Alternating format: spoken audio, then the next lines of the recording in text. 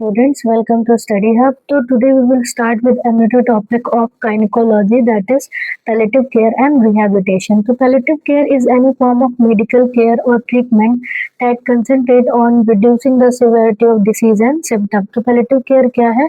Palliative care एक तरह का ट्रीटमेंट है और मेडिकल केयर है जिसमें हम पेशेंट की जो डिसीज सिवियरिटी है और जो उसके सिम्टम है उसको रिड्यूस करता है। अगर हम इसके गोल की बात करें तो गोल क्या है? To prevent and relieve suffering and improve the quality life people facing serious complex illness.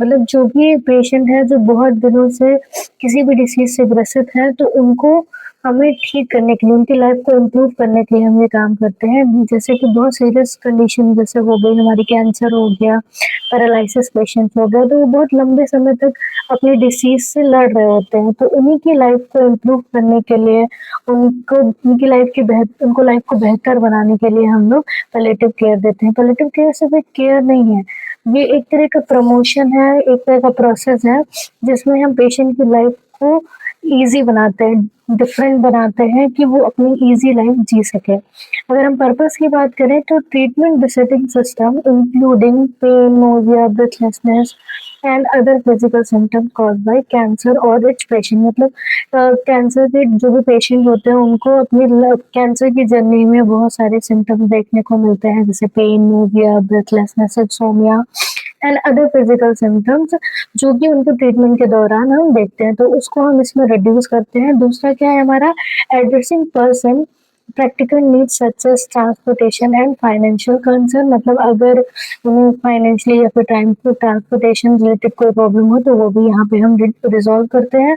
फिर treating a person emotionally and social need including symptoms such as anxiety और helping with the difficult family relationship. तो क्या करते हैं palliative care में हम patients की anxiety को भी कम करते हैं, उन्हें इमोशनल सपोर्ट देते हैं और पेशेंट को हेल्प करते हैं। अगर किसी भी फैमिली पर्सन का रिलेशन अच्छा नहीं है तो उसका रिलेशन अच्छा करने की कोशिश करते हैं। नेक्स्ट हमारा क्या है? Provide support for the patient family friend and care, और पेशेंट की फैमिली को साइकोलॉजिकल सपोर्ट देते हैं। उनको कहते हैं कि ठीक आप घबराइए मत, वो बहुत जल्दी ठीक हो जाएंगे, और उनका जो भी केयर जैसे उनको फुल सपोर्ट देते हैं ताकि पेशेंट अच्छे से रिकवर कर सके। फिर अगर हम बात करें कॉमन सिम्टम्स की, तो common symptoms manage through the palliative care. तो कौन कौन से सिम्टम्स मेनली होते हैं जो हम लोग मैनेज करते हैं पैलिएटिव केयर में? तो मोस्टली अगर आप कैंसर के ट्रीटमेंट में अगर आप देखते हो तो पेन बहुत होता है, हर एक ट्रीटमेंट में, हर एक थेरेपी में पेन बहुत सीवियर होता है, तो हम यहाँ पे पेन ही मैनेज करते हैं।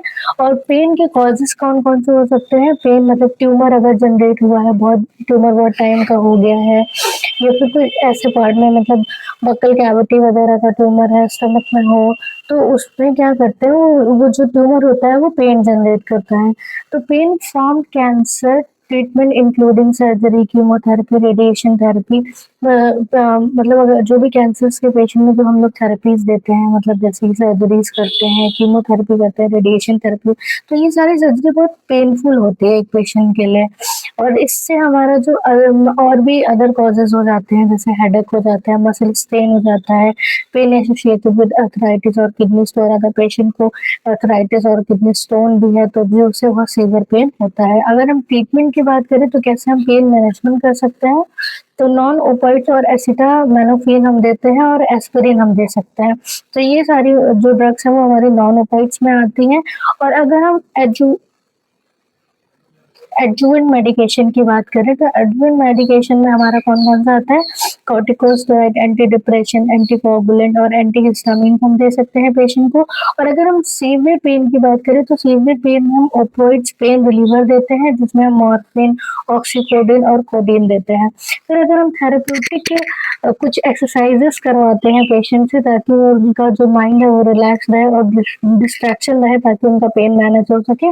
जैसे कि हम उनको एप्लीकेशन एप्लीकेशन दे सकते हैं, हीट एप्लीकेशन या फिर हॉट या फिर कोल्ड मसाज दे सकते हैं ताकि उनका पेन लेवल कम हो। डीप ब्रीथिंग एक्सरसाइज करवा सकते हैं, मसल रिलैक्सेशन करवा सकते हैं और मेडिकेशन करा सकते हैं। मेडिकेशन में क्या है, उनका जो माइंड है वहाँ से डाइवर्ट करेंगे और उनको ध्यान लगाएंगे तो उनका जो पेन लेवल है वो कम हो जाएगा। नेक्स्ट अगर हम बात करें रिहैबिलिटेशन की, तो रिहैबिलिटेशन क्या होता है? रिहैबिलिटेशन का मतलब होता है किसी भी चीज़ को उसके नॉर्मल कंडीशन में लाना। नॉर्मल कंडीशन मतलब अगर जैसे पेशेंट को फ्रैक्चर हुआ है तो उसको फिर से फ्रैक्चर को ठीक करना, उसको फिर से चलने के एबल बनाना, तो ये सारा हमारा आता है रिहैबिलिटेशन में। तो पेशेंट जैसे कैंसर का पेशेंट है, उसको उसकी नॉर्मल लाइफ फिर से देना जितनी जल्दी हो सके, तो उसको हम रिहैबिलिटेशन कह रहे हैं। अगर इन जनरल वर्ड में हम कहते तो इसका मतलब यही है कि to retain in a normal condition. अगर हम ऑब्जेक्टिव की बात करें तो restore normal function, improve physical and mental health. क्या करता है? नॉर्मल फंक्शनिंग को एनहांस करता है, फिजिकल और मेंटल फंक्शन को इम्प्रूव करता है और क्वालिटी ऑफ लाइफ को इम्प्रूव करता है और help patient to return to family and society. मतलब उनमें कॉन्फिडेंस लाता है कि वो फिर से वैसे ही जैसे वो अपनी सोसाइटी और वैसे फैमिली में रहते थे वैसे ही जिंदगी अपनी बिता सके। फिर अगर हम उसके टाइप्स की बात करें रिहैबिलिटेशन में, तो मेडिकल रिहैबिलिटेशन होता है, वोकेशनल होता है, सोशल होता है और साइकोलॉजिकल होता है।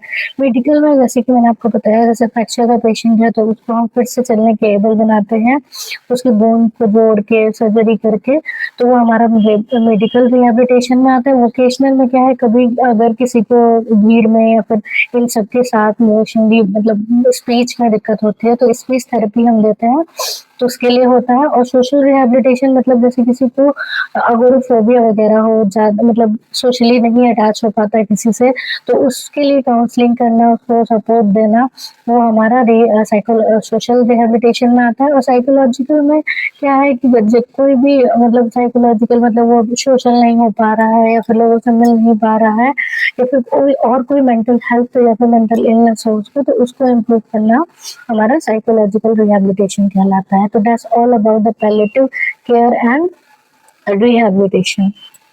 Thank you.